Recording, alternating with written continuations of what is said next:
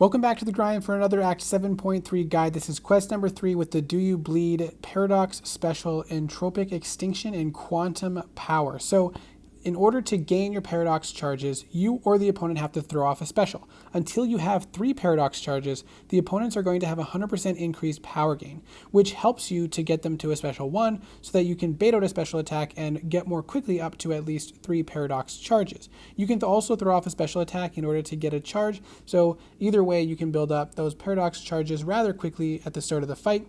But you'll have to remember that while you're baiting out special attacks and throwing special attacks during the fight, you're going to be adding up those charges, and you never want to go to 9 because then you'll take a bunch of damage. In order to decrease those, you have to perform an intercept, intercepting a light or medium attack from the opponent. So when they dash towards you, rather than blocking or parrying, you want to actually intercept in order to decrease those charges. And thankfully, the opponents are more aggressive, so it is more easy to land those intercepts. And now the Quake AI is going to go God mode and just quake and bake me better than I can quake myself, but thankfully we recovered from that. And now you can see we're at 8 charges, and then we started intercepting, and that is decreasing the paradox charges. So I like to stay around 5 to 6 typically, because you get a nice boost on your damage over time potency. So you're using bleed characters because of Do You Bleed, and the higher your paradox charges are, the more damage you're going to get. So you can see we're dealing 9.4 thousand damage on those bleeds from Nick Fury, and now in Assassin's range they're dealing 11.5 thousand damage. So you do want to build up those paradox charges, but it's a fine balance because you don't want to go to 9 or you'll lose them all and take a burst of damage. So now we're going in with our unawakened 6-star rank 3 Nick Fury, and we're starting off again just baiting out those charges. I accidentally performed an intercept here, and so I lost that charge, which means we're stuck below 3 even longer, and we have to bait out more special attacks because of that increased power gain. So you ideally want to avoid that until you are higher up in your paradox charges, so you don't have to deal with the increased power gain any more than you have to at the start of the fight. And these charges carry over from fight to fight, so you don't always have to deal with it at the start of the fight if you've used that champion before and finished off the fight with more than 3. So now we're above 3, and we're going to continue to want to build up those charges. So we're not going to worry about intercepting or anything at first. We're just going to play normally, bait out special attacks, and throw my own special attacks to kind of increase the paradox charges until we're about 7 and no more than 8, because we will have to perform an intercept before a special attack is thrown at that point.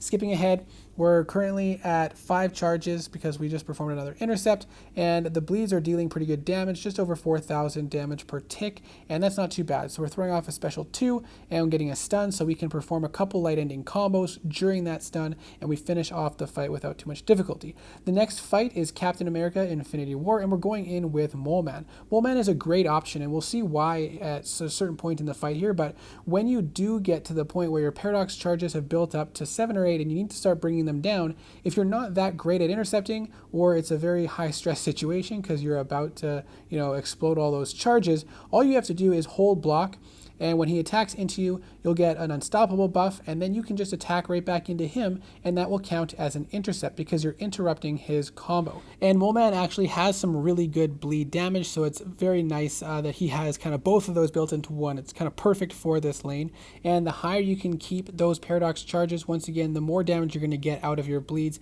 And when you get a good string of combos in and some good luck while you're in frenzy mode, you can build up like well over 10 of these bleeds at a time. I think we have over 15 at one point as well, and then he just starts to melt really quickly. So now you can see we're at 8 charges or 7 charges now, and we're going to hold block. When he attacks in, we get an unstoppable, and it goes down to 6 once we attack in. And we're skipping ahead a tiny bit here, and we're at 8 charges, and we intercepted, got it down to 7. Now I threw off my special attack, which puts us to 8, but then he has over a bar of power, so as soon as he throws that special attack, it pushes us to 9 paradox charges, and we get that explosion damage. But thankfully the fight ended shortly after that with all that bleed damage ticking. Black Panther we're using for this next fight against Dr. Octopus, and Black Panther has some pretty solid bleed damage as well. It's not the most potent, but when you do build up those paradox charges, the damage can get pretty nice, and we'll see some periods of this when we stack up a bunch of bleeds. He starts to melt and lose health pretty quickly.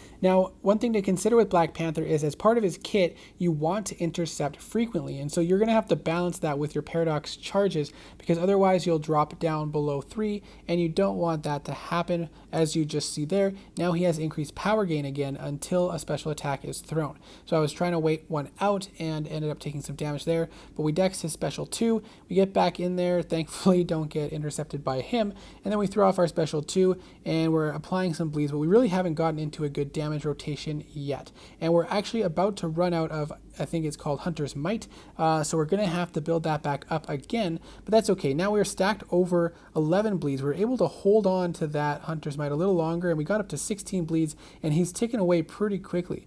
And our paradox charges are at 5 now after that intercept, and so what we're doing here is we're dashing back to interrupt a combo, and if you parry, do an attack, dash back, and then dash back in, you can get, with one parry, you can get 2 of those little charges to help build back up to 5 quicker. And then you can get back into Hunter's Might, and that's going to help you stack up the bleeds even faster. So we dashed back, interrupting our combo again to get 4, baiting out a special 1, going in for another combo, dashing back. Now we're at 5, so we're going to throw off a heavy attack in order to activate Hunter's Might, and that's going to give us some increased crits and bleeds, and then we're going to be able to stack up those bleeds again a little bit faster. We're going to intercept with a special 2, which, you know, we get some pretty nice bleeds going off of that, ticking for 1,000. I think I see one ticking for 2,000 damage as well, and so his health starts to melt, and then the fight ends shortly after that. Now, the Overseer is the next opponent,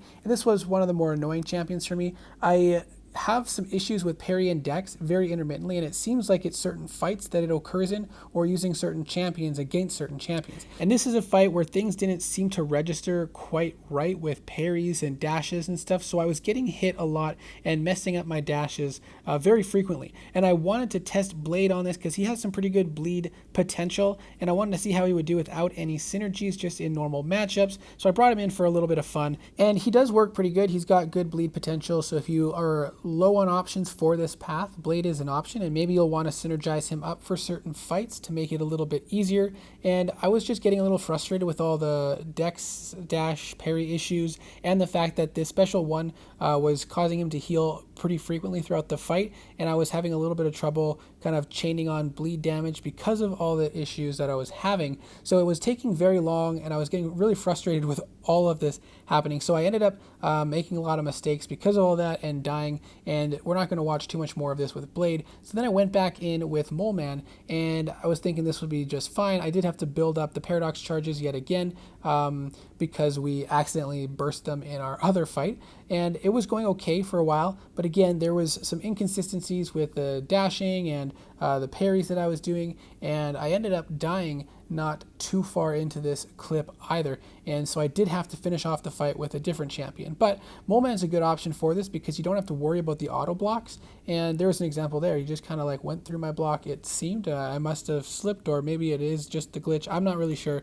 but it was happening a lot in this fight specifically. But Mole Man works good because of the intercepts yet again, and the ability to prevent those auto blocks that the Overseer has. So definitely a good option for this path and this fight specifically. You can see we're getting some really good bleed damage going now, but things just kind of kept going wrong, and eventually we die here. But that's okay because we still have health on other champions, and we'll finish off the fight without too much difficulty with Nick Fury. We're at 6 paradox charges, that is, I guess, and the bleeds, they just tick him down so fast, especially with class advantage. Now the last fight on this path is against Mysterio, and we're going in with Nick Fury again. We have 6 paradox charges, so our bleeds are ticking over 4,000 from the start. For the most part, I'm just doing a parry and 4 light attacks to end to get that bleed damage off and to give him as little power as possible, because every time he throws a special 1, we're going to have to wait out that reflection damage, and then we go back in for some more 4-hit light combos to get the bleed damage.